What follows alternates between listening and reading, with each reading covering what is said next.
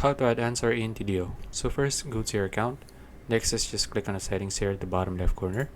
After that, you just need to scroll down and then look for general, and under general, click on canned responses.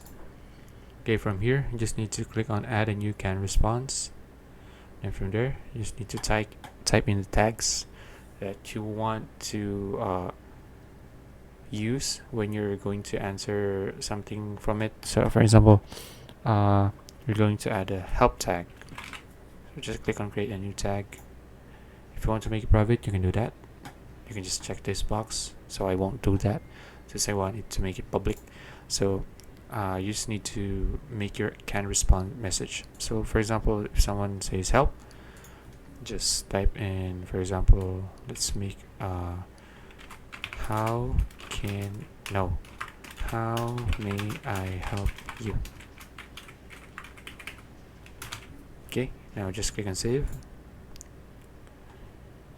and there you go. Now we just added an answer in Tidio. Okay, so that's it. If you found this video useful, please like and subscribe for more videos like this. See you in the next one.